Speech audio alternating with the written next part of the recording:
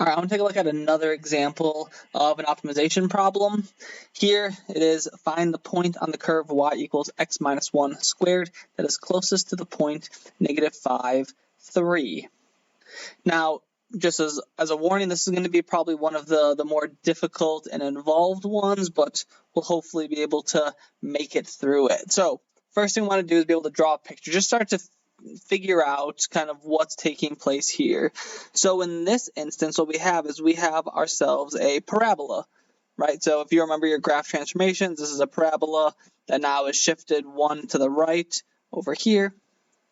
And we're trying to figure out what is the point on this parabola that is closest to the point -5, 3. So here, if we're over here at -5, and then up here, let's say I'm at this point. So I'm trying to figure out where is this closest, because remember, this is going to keep going up and up and up, and so it's not trivial what point is going to be closest to this. So if we start to take a look at how we want to create the optimization problem, we need to be able to create various types of functions. So the first thing we want to try to do is, our goal here is we want to try to minimize distance. So we need to minimize distance. Now, obviously, we need the distance formula then. So the distance formula is the square root of x2 minus x1 quantity squared plus y2 minus y1 quantity squared. Now, this is something that comes from the Pythagorean theorem. So you could imagine that, say, on this parabola here, we have the point xy. We're trying to figure out what is this distance between these two. Well, the distance between any 2 points is, we could form ourselves a triangle if you wanted to. You'd see that the triangle formed here. We would have the distance of the x's squared, distance of the y squared, added those together and take the square root, so you have the Pythagorean theorem. So we're trying to minimize the distance, but our constraint in this case,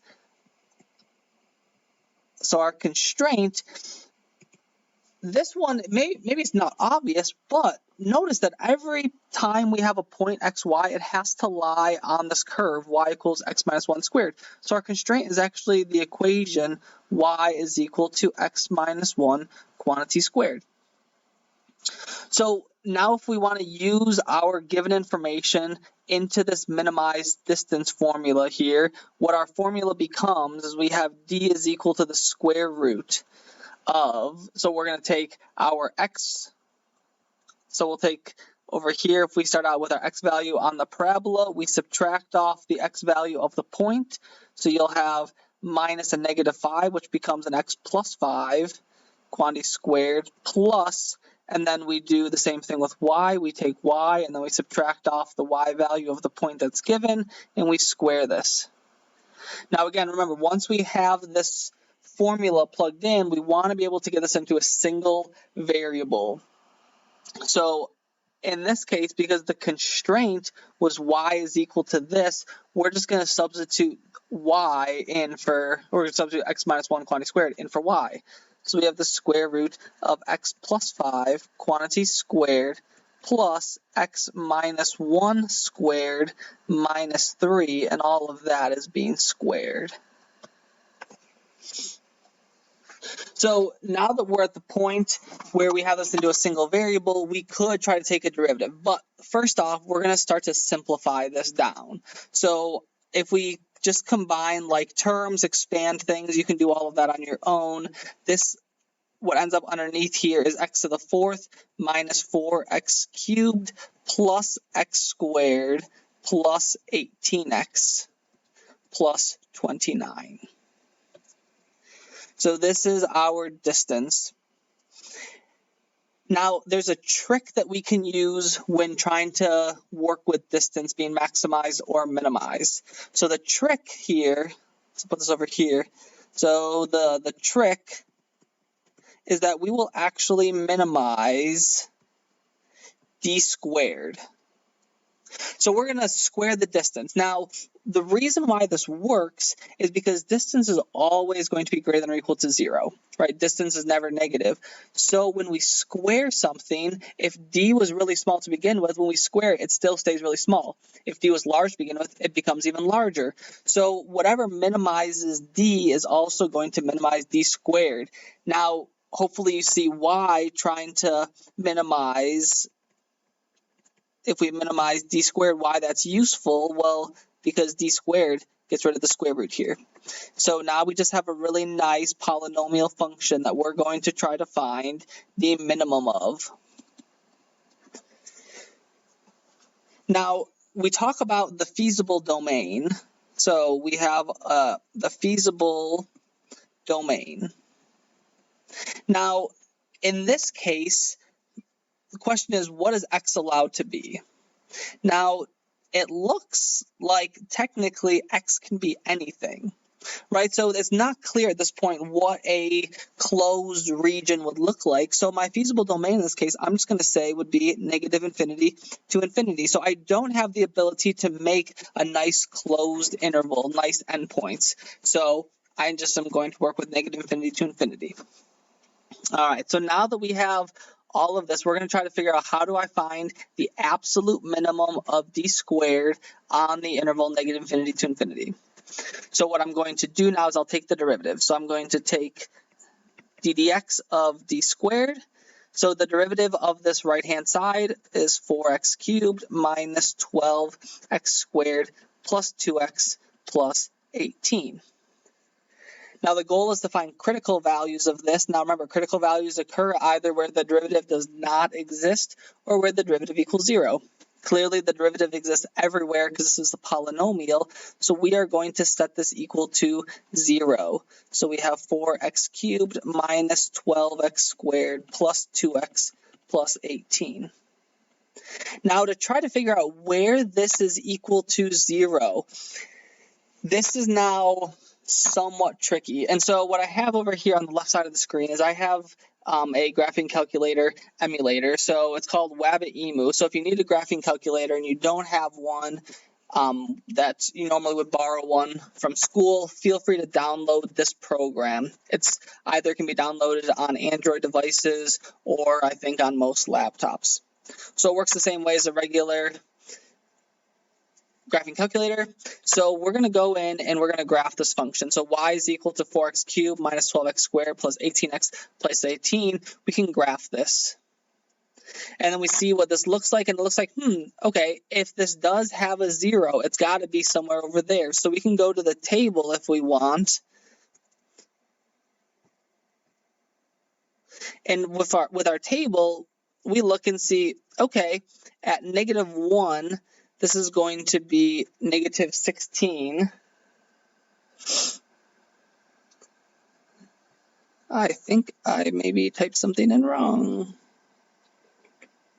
Yes, this should be plus 2x.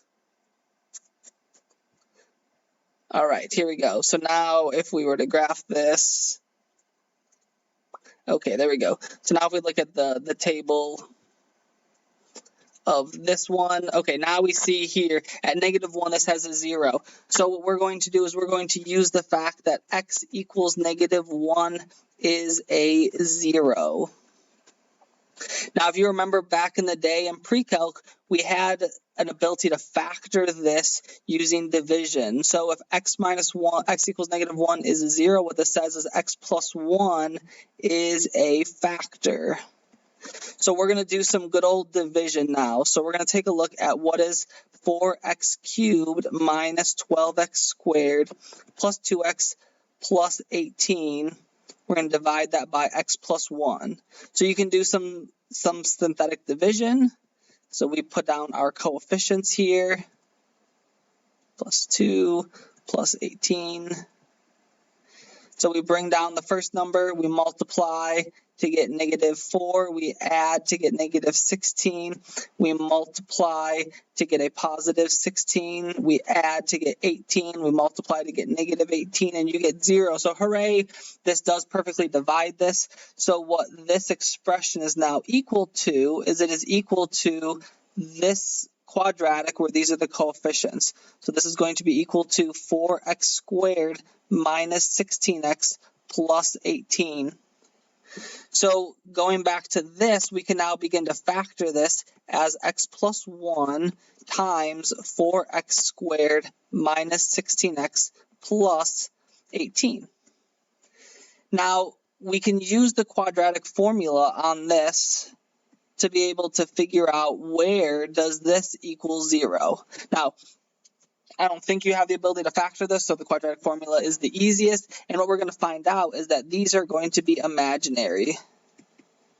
So the only place that this crosses 0 is at x equals negative 1. So that's x equals negative 1 is the only value that is real.